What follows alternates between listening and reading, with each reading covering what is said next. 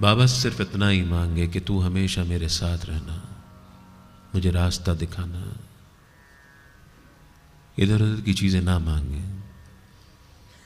अपनी भक्ति को हम जाया करते हैं वो सब कुछ मांग करके जो हमें वैसे भी मिल जाना है। मांगो तो वो मांगो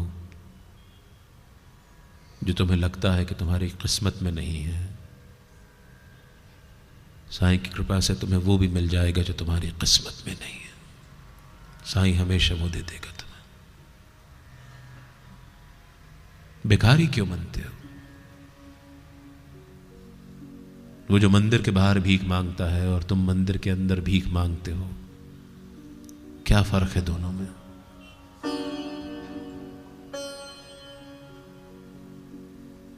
अरे तुम जब साईं के हो गए हो, जब उस पर पूरा भरोसा रखते हो, जब उस पर आश्रित हो, तो चमत्कार तो होंगे। ये साईं की मजबूरी है कि वो तुम्हारे लिए चमत्कार करेगा, और ये चमत्कार साईं नहीं करता। साईं में तुम्हारा विश्वास साईं से चमत्कार करवाता है। अपने विश्वास को इतना मजबूत करो, एक अच्छे इंसान बनो, एक नेक इंसान बनो, साईं की राह पर चलो। साईं को तो मानते हो, साईं की नहीं मानते हो।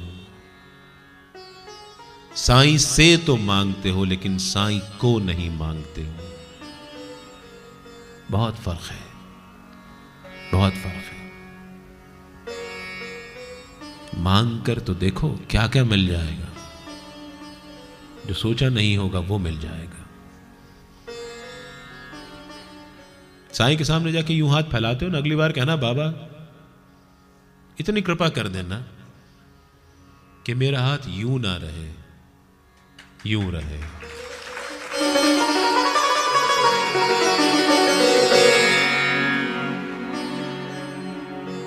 लेने की बात क्यों करते हो? देने की बात करो ना।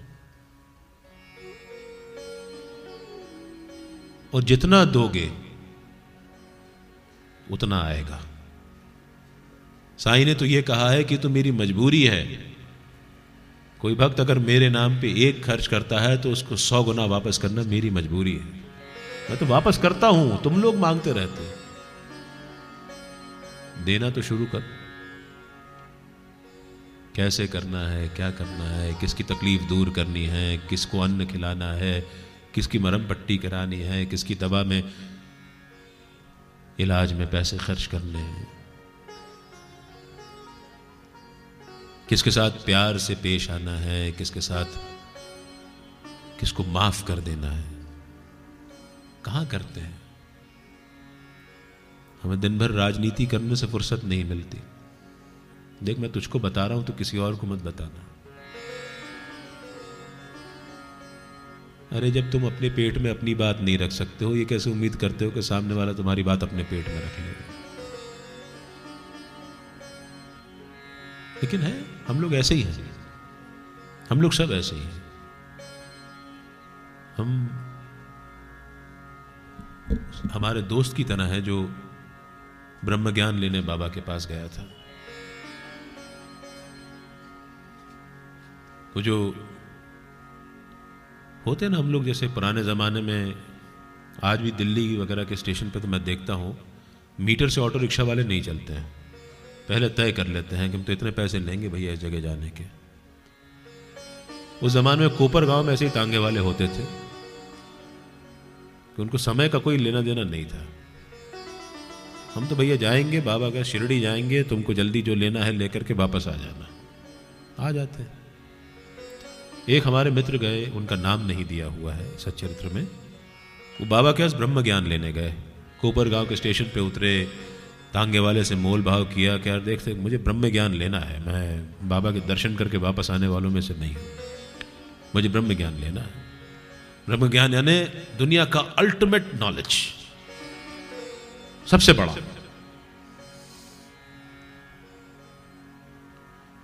तू मुझे शिरडी ले जा, वहाँ पे हम इतनी देर रुकेंगे, मैं तुझे वेटिंग चार्जेस इतने दूंगा और हम वापस आएंगे और तू मुझे वापस इस ट्रेन पे छोड़ देना। अब ये सज्जन जो है वो बाबा के पास पहुंचे। बाबा भी उस दिन मजाकिया मूड में थे, फुर्सत में थे, शायद भक्त कम होंगे उस दिन। तो सज्जन पहुंचे और बाबा के चरणों में गिर पड़े। बाबा मुझे ब्रह्म ज्ञान चाहिए। बाबा ने कहा वाह शाबाश, रोज मेरे पास लोग आते हैं और अलग अलग चीजें मांगते हैं।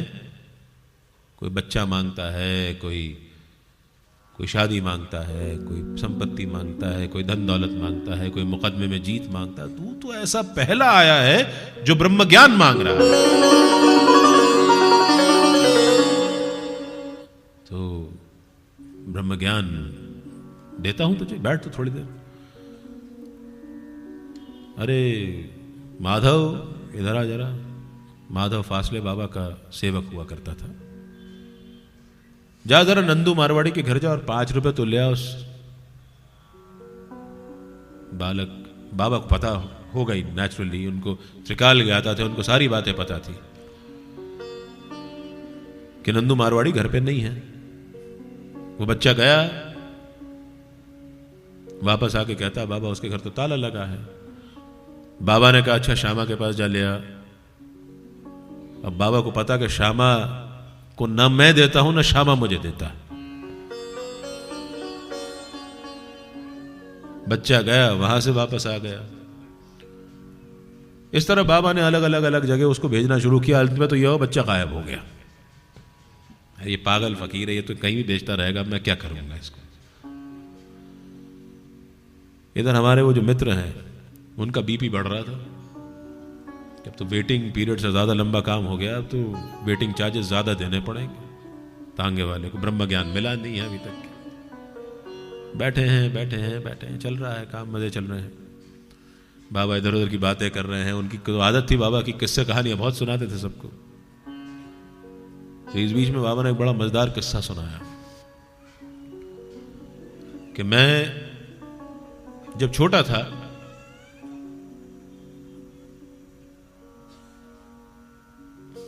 तो बीड़ में मुझे जरी का काम करने की नौकरी मिल गई। बीड़ में जरी का काम करने की नौकरी मिल गई। मेरा मालिक मुझसे बहुत खुश हो गया। कुछ वक्त में मैंने बहुत अच्छा काम किया और मेरा मालिक मुझसे बहुत खुश हो गया। धीरे धीरे उसने मेरी पगार बढ़ानी शुरू कर दी।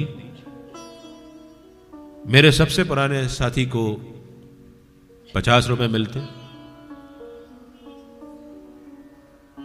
दूसरे साथी को 100 मिलते दिन के, तीसरे को 150 मिलते और मुझे 200 मिलते। लेकिन मैं अपने उस सेठ से पैसे नहीं लेता था क्योंकि मुझे तो उससे जरी का शेला चाहिए था। जरी का शेला यानी ब्रह्म ज्ञान। मैं खूब मेहनत से काम करता और मुझे उससे वो जरी का शेला चाहिए था जो उसने संदूक में अपने छुपा करके दबा करके रखा हुआ था। इससे हमको एक सीख मिलती है। हम बनिए की बात पे वापस आएंगे थोड़ी देर में। हमको इससे सीख मिलती है कि अपना काम बहुत ईमानदारी और मेहनत से करना चाहिए। यह भी आज की जरूरत है। हम लोग तो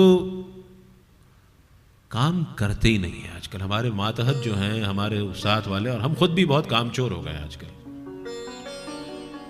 हम तो ये चाहते हैं कि जो हमें अपने पलंग से उठ करके लाइट का स्विच बंद करने भी ना जाना पड़े। रिमोट कंट्रोल में, आईफोन में आजकल सब कंट्रोल आ गए हैं कि पर्दा हटाना हो तो आपने बटन दबा दिया, पर्दा हट जाता है। ऐसे ही एक किस्सा याद आ गया मुझे। बहुत आलसी किस्म का बच्चा था।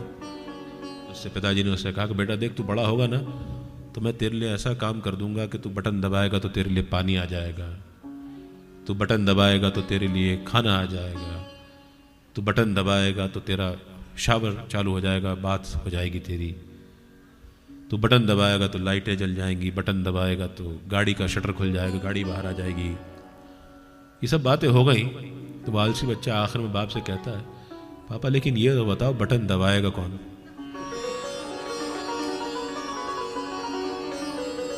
तो हम लोग ऐसे हैं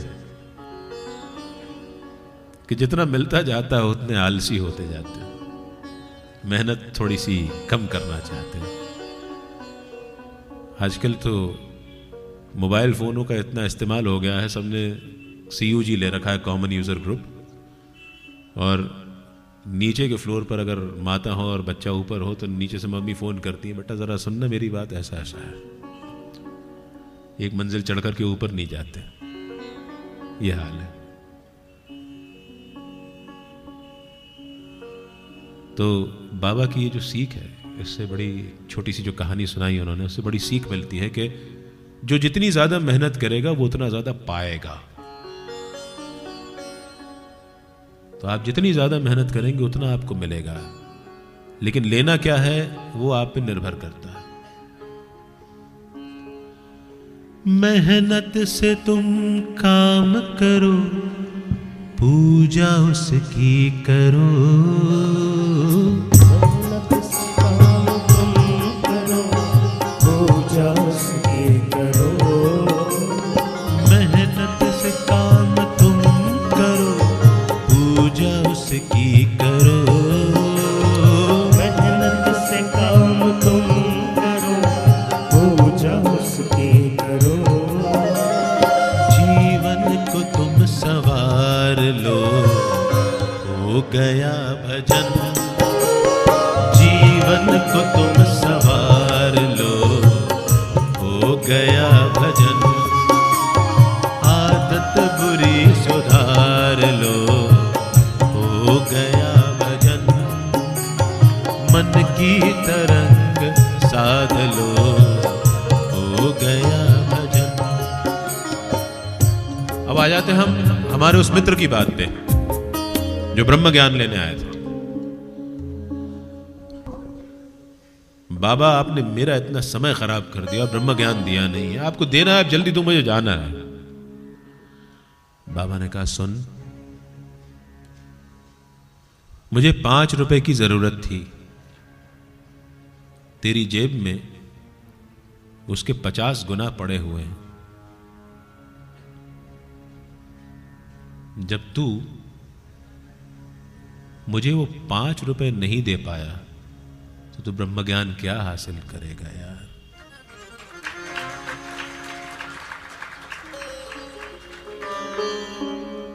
ब्रह्म ज्ञान पाने के लिए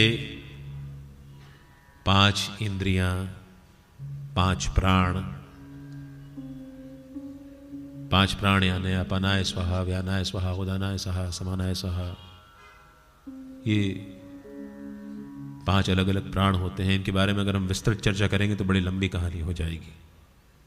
5 इंद्रियां, मन, बुद्धि और अहंकार, ये सब अर्पित करने पड़ते हैं बाबा को, तब जाके ब्रह्म ज्ञान मिलता है। अदरवाइज ब्रह्म ज्ञान तो मिलने से रहा। खैर, लोगों ने वहां देखा कि उस सज्जन ने अपनी जेब से रुपए निकाले, गिने, और 10-10 के पूरे 25 नोट निकले। यानी उन सज्जन की जेब में कितने पैसे थे वो भी बाबा को पता था। आज हम मंदिर जाते हैं, एक 100 का नोट डाल के अपने आप को बहुत बड़ा रईस समझने लगते हैं। 500 डाल दिए तो 2-4 लोगों को तो कम से कम बता ही देंगे। ये ऐसे डालेंगे दान पेटी में जैसे कम से कम 2-4 लोग उसको देख लें। करते हैं, ऐसे करते हैं। और वहीं एक 5 स्टार में खाना खाने जाएंगे तो 5,000 रुपए का बिल हंसते गाते हुए भरते हुए आ जाएंगे। फर्क है। वही है, जब तक कि दोगे नहीं मिलेगा कैसे। जो किस्मत से मिल गया है उसको उड़ा दिया और देने की आदत नहीं डाली। इस पे बड़ी सुंदर अभी एक व्हाट्सएप की हम बात कर रहे थे। बहुत सबसे ज्यादा ज्ञान वहीं बढ़ता है आजकल। इसी लोग जो है वो आजकल संस्कार आस्था कम देखते हैं और व्हाट्सएप ज्यादा देखते हैं। और मजे की बात तो है कि संस्कार आस्था देखते देखते व्हाट्सएप देखते हैं। उसमें अभी एक ज्ञान आया था, बहुत अच्छी कहानी है, मतलब ज्ञान लेने वाली बात है कि एक फकीर गया एक गरीब के घर पे, वहां एक छोटी बच्ची थी, उससे कहा भिक्षा दे दे। तो बच्ची ने कहा कि घर में कुछ भी नहीं है, क्या दूं तुमको? तो फकीर ने बहुत प्यार से उससे कहा, ये जो धूल है ना तेरे आंगन की, वो दे दे। बच्ची अचंभे में बोली, तुम भिक्षा मांग रहे हो, मैं तुम्हें दे नहीं पा रही हूं, और तुम अब धूल मांग रहे हो मुझसे? बोले बेटी, तेरी किस्मत में है तो आज नहीं तो कल तो तुझे मिल जाएगा, तो देने के लिए तो तेरे पास हो जाएगा, लेकिन अगर देने की आदत तूने अभी से नहीं डाली तो तब वो आदत नहीं आएगी।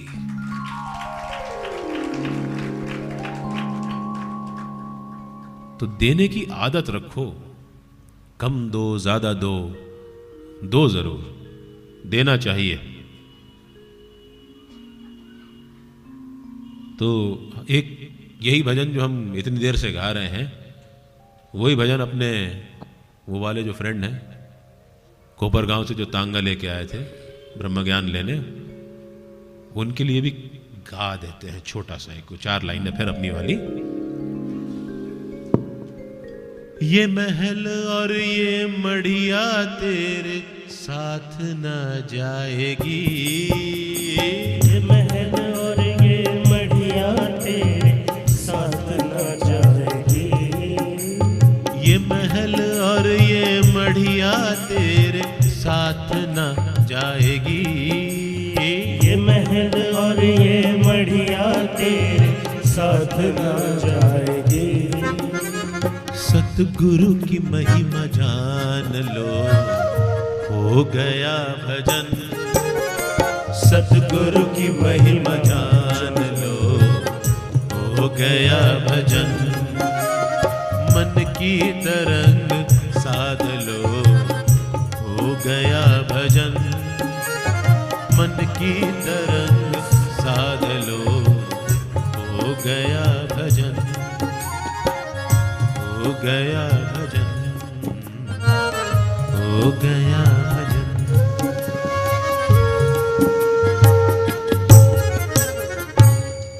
और इसी तरह हमारे एक और मित्र आते हैं सीन में। देखिए, बाबा की जो छोटी छोटी बातें हैं, ये बहुत इंपॉर्टेंट है हमारे जीवन के लिए। मैं वही आपसे कहूंगा, आज के बाद आप दोबारा सच्चरित्र पढ़िएगा, और आपकी बार सिर्फ पढ़िएगा नहीं, उसको समझने की कोशिश भी करिएगा। इस सच्चरित्र में बाबा ने कहा है कि दाभोलकर जी जो हैं वो तो सिर्फ माध्यम मात्र हैं, मैं अपना सच्चरित्र स्वयं लिख रहा हूं। जब इतना बड़ा संत कोई अपना सच्चरित्र लिखता है, अपने बारे में लिखता है, तो उसको ये बात मान के चलनी चाहिए पढ़ने वाले को कि वो कुछ ऐसी बात बताना जा रहा है, वो ऐसी बात बताना चाह रहा है जिससे हम सब का, पढ़ने वाले का जीवन सुधरे। हमने अगर ऐसा कर लिया तो निश्चित रूप से हम अपने साईं के और करीब आ जाएंगे। हमारा एक और मित्र, मैंने आपसे कहा ना, उनका नाम था हाजी सिद्दीक फाल्के। हाजी सिद्दीक फाल्के जो हैं वो हज यात्रा करके आए थे, और हज यात्रा करने के बाद जब उनको बहुत घमंड हो गया कि मैं तो हाजी हो गया भाई, मैंने हज कर लिया, मुझे ऊपर वाले ने, परवरदिगार ने ये मौका दिया कि मैं हज करके आऊं।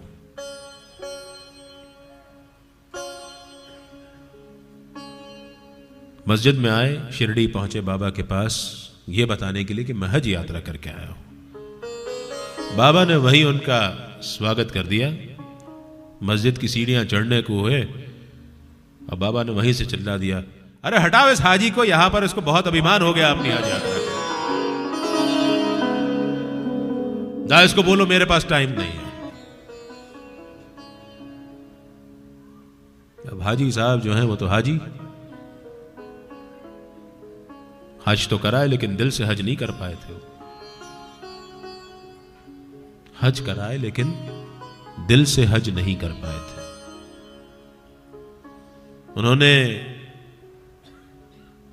बाबा से किसी के थ्रू खबर भिजवाई कि बाबा मुझे फिर बुलवा लीजिए, मुझे आने दीजिए प्लीज। बाबा ने कहा नहीं। जब अलग अलग सोर्सेस के थ्रू उनकी पहुंच लगी तो बाबा ने कहा कि अच्छा उससे कहना कि मैं उसको गांव के कुएं पर से कुछ पानी चाहता हूं, उससे मिल जाएगा, पतली पगडंडी पर मिलना चाहता हूं। तो हाजी ने कहा मैं मिल जाऊंगा बाबा को। बाबा ने कहा मुझे उससे 4 किश्तों में 40,000 रुपए चाहिए।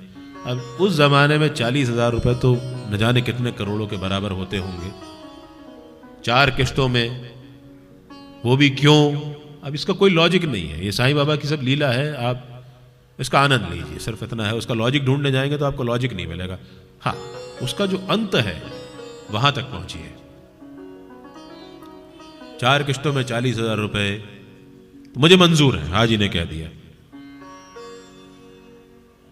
बाबा ने कहा कि मैं मस्जिद में बकरा हलाल करने वाला हूं, मुझे उसका अंडकोश चाहिए। इसका कोई लॉजिक नहीं है, क्यों ऐसा मांग रहे हैं? क्योंकि देखिए साईं की बातों में आप लॉजिक ढूंढेंगे तो नहीं समझ में आएगा। Why? Because Sai is beyond logic. वो तर्कों से परे है। हमारी सोच समझ अक्ल जहां थक जाती है, जहां हार मान जाती है, जहां पराजित हो जाती है, जहां निढाल हो जाती है, जहां पस्त हो जाती है, वहां से उस फकीर का खेल शुरू होता है।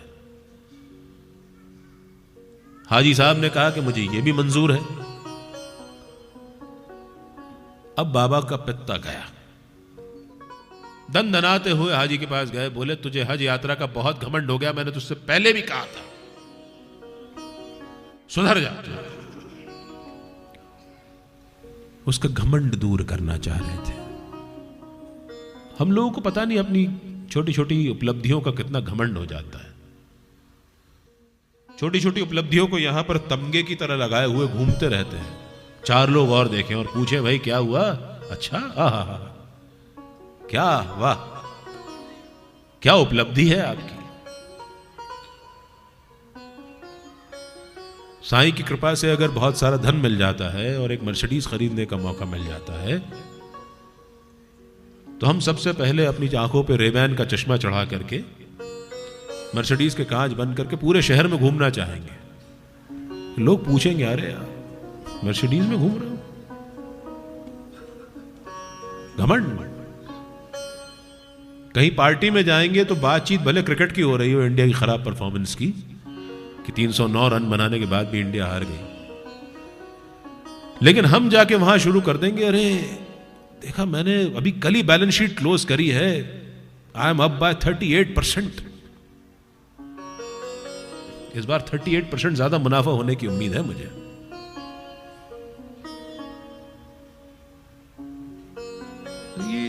ये जो है ना, ये दम्भ, ये घमंड, ये हमको साईं से दूर कर देता है। साईं के पास जाना है तो घमंड नहीं चाहिए। स्वाभिमान रखो लेकिन अभिमान मत रखो। वो जो स्वाभिमान में से जब स्व हट जाता है ना तो वो अभिमान बन जाता है। और अभिमान तो जब राजा रावण का नहीं टिका तो हमारा और आपका अभिमान क्या टिकेगा। बाबा इस हाजी अब्दुल सिद्दीक फाल्के के से उसको गुस्सा होकर जब वापस आए, अब बाबा का गुस्सा देखिए बड़ा क्षणिक होता था। उनको कोई ये सब बातें बहुत दिल से बांध के नहीं रखते थे, जैसे हमने कुछ देर पहले अभी डिस्कस किया। बाबा के बारे में तो ये कहा जाता था कि वो तो रत्न है, चिंतामणि है, सबकी इच्छा पूर्ति करते हैं। तो जो आदमी अगर गुस्से में ही अपना पूरा समय निकाल देगा, वो दूसरों की क्या अपनी इच्छा पूरी नहीं कर सकता कभी। तो बाबा गए, मस्जिद गए और सिद्दीक फाल्के के पास उन्होंने कुछ फल भिजवाए और फल भिजवा करके कहा कि जाओ उसको बोलो अब आ जाए मस्जिद में। बाबा को जो उसको सबक देना था दे दिया था। तो ये सबक हम लोगों के लिए भी बहुत इंपॉर्टेंट है कि कभी कभी तो स्मशान जाना चाहिए इंसान को, और स्मशान जाना चाहिए अपना मोबाइल फोन छोड़ करके घर पे। पहले के जमाने में उसको कहा जाता था स्मशान वैराग्य। जितनी देर हम स्मशान में रहते थे तो हमारे अंदर एक वो भाव पैदा हो जाता था कि यार ये देखो सब जितना कर रहे हैं फालतू की चीजें हैं, इसकी जेब काट रहे हैं, उसको भला बुरा बोल रहे हैं, अंत में तो सबको यही आना है। अब आजकल क्या होता है, हम लोग स्मशान जाते हैं लेकिन वैराग्य का भाव नहीं आता। क्यों? कि स्मशान जाते हैं, वहां पता चला कि कपाल क्रिया होने में देर है तो व्हाट्सएप कर रहे हैं हम ना बैठे हुए, वहां फोन करके कह रहे हैं अच्छा वो 4 गाड़ी माल उतरा कि नहीं उतरा, ठीक है अच्छा ठीक है तुम लोग उतारो मैं आता हूं, देखो स्नान वान में नहीं करूंगा, मैं तो सीधा वहीं आ जाऊंगा, छोड़ो वो होता है। तो हम लोग इतने इनडिफरेंट होते जा रहे हैं, असंवेदनशील। और यही इस कथा का परव्यू है, इसका ऑब्जेक्टिव है, इसका उद्देश्य है कि हमारे अंदर जो संवेदनशीलता खत्म होती जा रही है, जो संवेदनहीनता बनती जा रही है, वो वापस आए। हम वापस जब स्मशान में जाएं और किसी की राख पड़े हुए देखें तो हमको ये समझ में ना आए कि किसी करोड़पति अरबपति की राख है या किसी फकीर की राख है। राख पर नाम नहीं लिखा रहता। जब उसमें बची हुई अस्थियों को लोटे में भरा जाता है और हरिद्वार जाने से पहले उस पर एक लेबल चिपका दिया जाता है, उस पर नाम रहता है। और मजे की बात तो देखिए कि कई बार वहां पर भी मैनेजमेंट ऐसा मिसमैनेजमेंट हो जाता है कि आप अपने पिताजी की अस्थियों की जगह किसी और के पिताजी की अस्थियों का विसर्जन कराते हैं हरिद्वार जाके। ये भी होता है। तो ये भाव हमेशा दिल में रहना चाहिए कि आज जो कुछ भी हम कर रहे हैं, बुरा अच्छा किसी के साथ, ultimately we've got to become dust. We'll all end up in dust. आए हो तुम कहां से और जाना है कहां,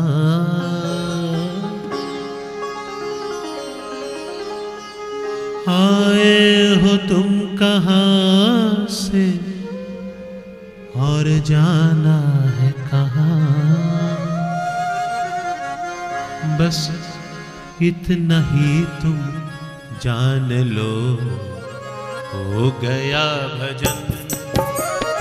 बस इतना ही तुम जान लो, हो गया भजन।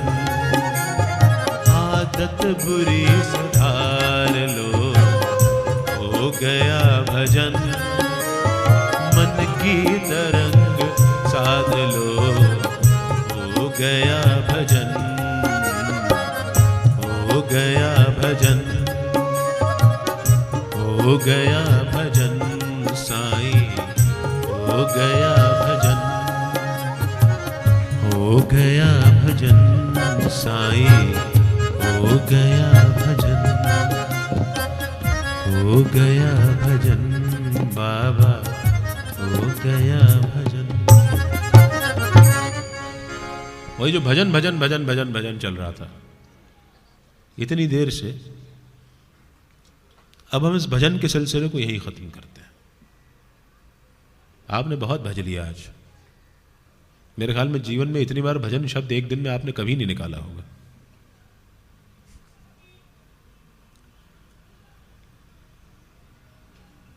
देखिए, हमेशा इस बात को याद रखिए कि ये जो देह हमको मिली है,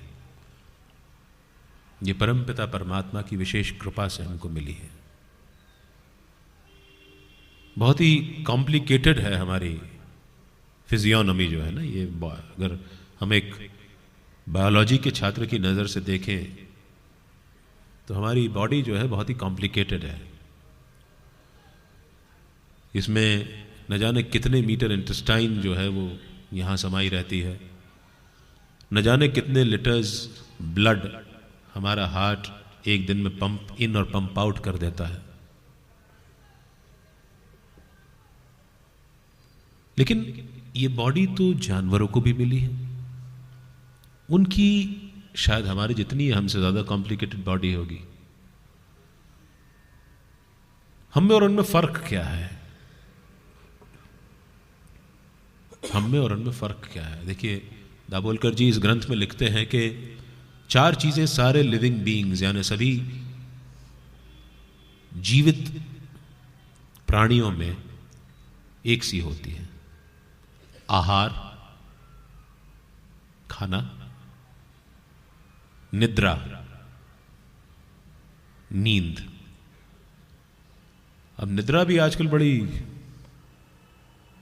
जबरदस्त हो गई है। हमारा मोबाइल हम लोग दिन भर यूज करते हैं और जब रात को सोने जाते हैं तो we ensure that we plug in our mobile to the charger. Charger जरूर रात में लगा लेते हैं अपने मोबाइल के पास। और मैं मोबाइल इसलिए कर रहा हूं क्योंकि हमारी जिंदगी आजकल मोबाइल तक सिमट करके रह गई, उससे बाहर निकलना पड़ेगा। और जो मेरे सबसे लेफ्ट में बैठे हैं, जो सिंथेसाइजर बजा रहे हैं, बहुत मनमोहक धुनें उस पर बजा रहे हैं, उन्होंने मोबाइल का एक बड़ा अच्छा नाम रखा है। कहते हैं ये मोबाइल नहीं है जनाब, ये जान का जलापा है। तो हम लोग अपनी नींद खो देते हैं। जानवर तो फिर भी सो जाता है, उसका मोबाइल नहीं है, भगवान उसको मोबाइल से बचाए। चिड़िया जो है अपने घोंसले में कहीं सो जाती है,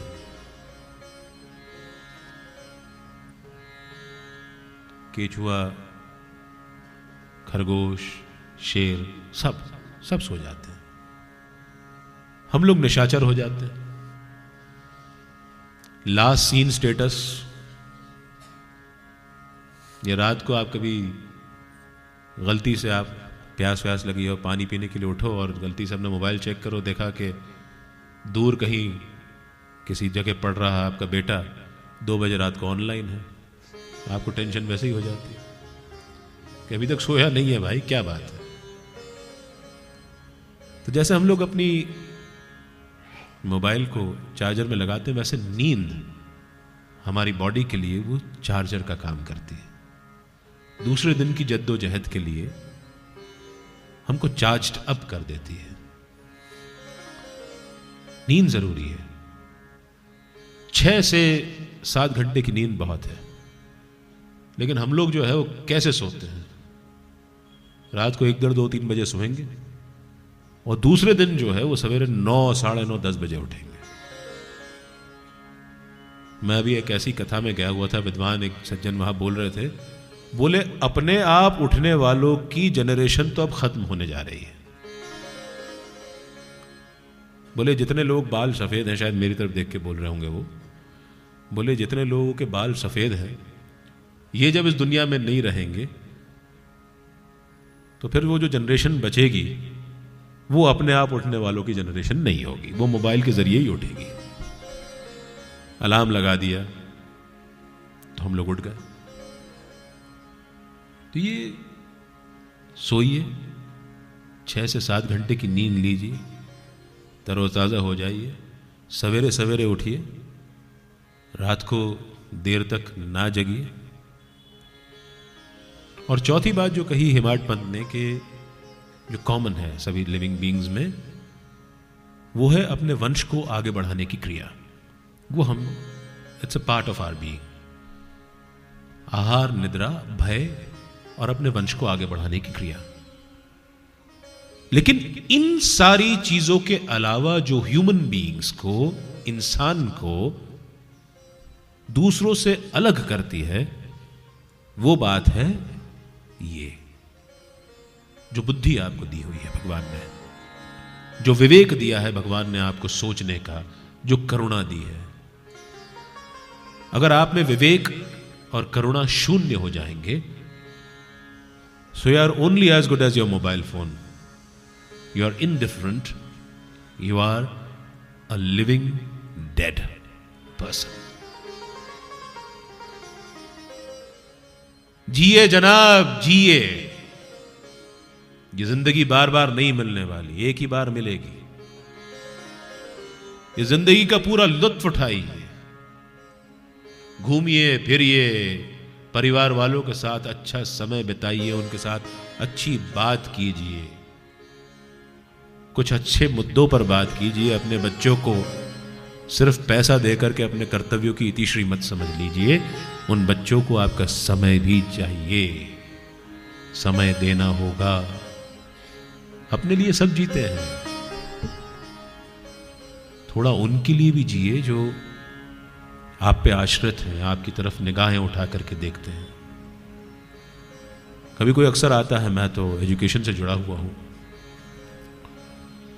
तो माँ बाप आते हैं मेरे पास बड़े दुखी होकर के कहते हैं कि साहब हमारा बच्चा हमारे कहने में नहीं है, हमारी बात नहीं सुनता है, बार बार पे चिल्लाने लगता है, इम्पेशेंट हो जाता है, झल्लाने लगता है। मैं सिर्फ एक बात कहता हूं, आपका बच्चा आपसे अलग नहीं है, वो आपकी परछाई है। आप अपने अंदर देखिए कि आपने ऐसा क्या किया जो आपके बच्चे ने ये करना शुरू कर दिया। क्या आपने अपने बच्चों के सामने अपनी उसकी माँ के साथ बुरा बर्ताव किया, लड़ाई झगड़ा किया? क्या आपने उसके सामने कभी किसी को रिश्वत दी? क्या आपने किसी के सामने, उस बच्चे के सामने किसी के प्रति भला बुरा कहा? कभी आपने अपने नौकर से बदतमीजी से बात की? तो बच्चा तो आपका प्रतिबिंब है। Your child is an extension of you. पिता एक कहते हैं, साहब मेरा बच्चा 11वीं में पढ़ता है और वो छुप छुप के एक दिन सिगरेट पी रहा था, पकड़ लिया। मैंने पूछा, आपको किसने कितनी उम्र में पहली बार पकड़ा था? उनके पास कोई जवाब नहीं था। अगर माँ बाप अपने बच्चों के सामने सिगरेट पिएंगे तो अपने बच्चे को मना नहीं कर सकते पीने के लिए, उनके पास कोई नैतिक अधिकार नहीं है।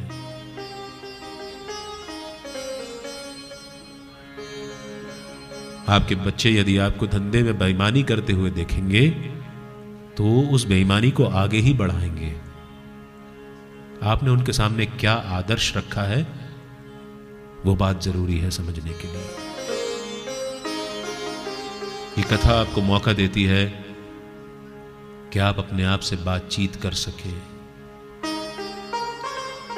उस अपने आप को जो आप बहुत कहीं पीछे जद्दोजहद भरी जिंदगी में पीछे छोड़ आए हैं, उसका हाथ वापस पकड़ने का मौका देती है, सोचने का मौका देती है, समझने का मौका देती है। आपका आईना बन के आपके सामने आती है, आपको अपने दर्शन कराती है खुद के कि आप कौन हैं, क्या कर रहे हैं, क्यों कर रहे हैं, सही कर रहे हैं या गलत कर रहे हैं। मंदिर जाने से, घंटे घड़ियाल बजाने से हासिल कुछ नहीं होना है। धर्म के नाम पे लड़ने से कुछ हासिल नहीं होना है। गणेश उत्सव और दुर्गोत्सव की झांकियों में जोर जोर से लाउडस्पीकर पर फिल्मी गाने बजाने से कुछ नहीं होना है। ये धर्म नहीं है। धारयते इति धर्मम, जो आप धारण करते हैं वो आपका धर्म हो जाता है। Hinduism, Islamism, Jainism, Buddhism, Judaism, Christianity, ये धर्म नहीं है, ये गलत है, ये धर्म नहीं है। ये केवल जीवन शैलियां हैं। ये केवल जीवन शैलियां हैं जो आपको अलग अलग रास्तों से उसी एक अच्छाई की ओर ले जाती है। अगर आप इनको धर्म कहते हैं और इनके नाम पे लड़ते झगड़ते हैं, मारते पीटते हैं, कूटते हैं, तो ये धर्म नहीं है, ये तो मूर्खता है। आइए, पहले दिन की कथा का विश्राम लेने का समय हो गया है। हम साईं नाम का सुमिरन कर लें और पहले दिन की कथा को विश्राम देंगे। कल फिर ये कथा, ये सफर यहीं पर बाबा के प्रागट्य के लिए मिलेगा 4 बजे।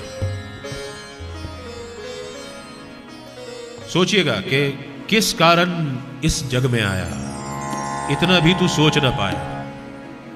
उसके बाद आरती और प्रसाद वितरण होगा। प्रसाद तो आपको पहले ही मिल चुका है, बाद में तो सिर्फ वो जुबान की तुष्टि करने वाला प्रसाद मिलेगा। मन की तुष्टि तो कथा में ऑलरेडी होती रही।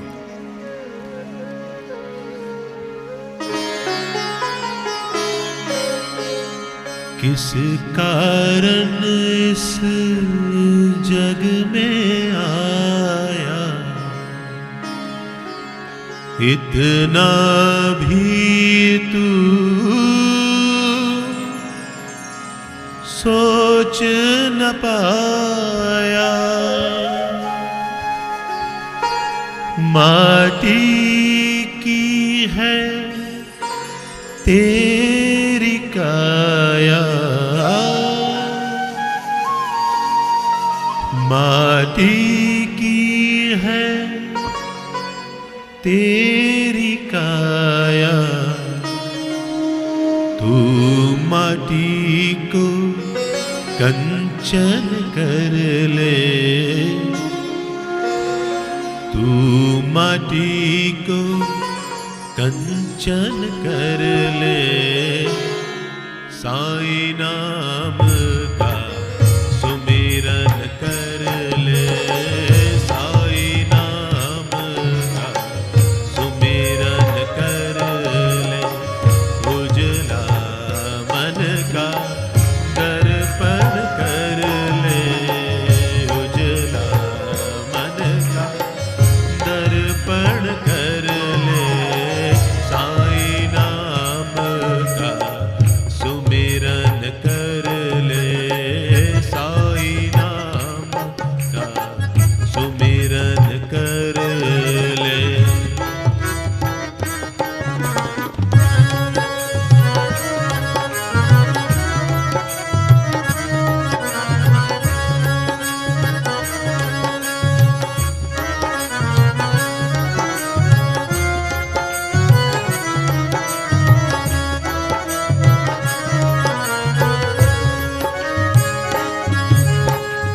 ओ तेरे घट घट में बोले, फिर काहे तो बन बन डोले।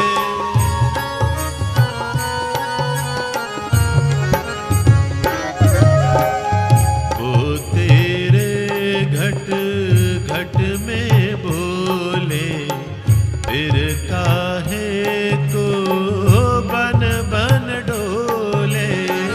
देख ले उसको बिन पट खोले, देख ले उसको बिन पट खोले। आँख मूंद के दर्शन कर ले, आँख मूंद के दर्शन कर ले। साईं नाम का सुमिरन कर ले, साईं नाम का सुमिरन कर ले। उजला मन का दर्पण कर ले, उजला मन का दर्पण कर ले। साईं नाम का सुमिरन कर ले, साईं नाम का सुमिरन कर ले।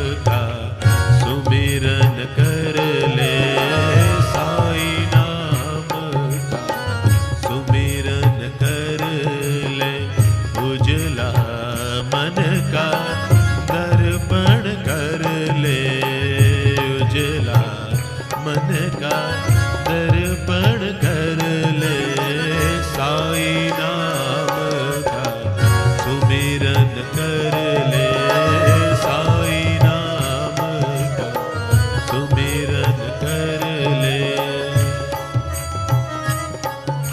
श्री राम जय राम जय जय राम, श्री राम जय जय राम, श्री राम जय जय राम, श्री राम जय जय राम, श्री राम जय जय राम, श्री राम जय जय राम, श्री राम जय जय राम, श्री राम जय जय राम, श्री राम जय जय राम, राम राम राम, श्री राम जय साई राम, श्री राम जय साई राम, श्री राम जय साई राम, श्री राम जय साई राम, श्री राम जय साई राम, श्री राम जय साई राम।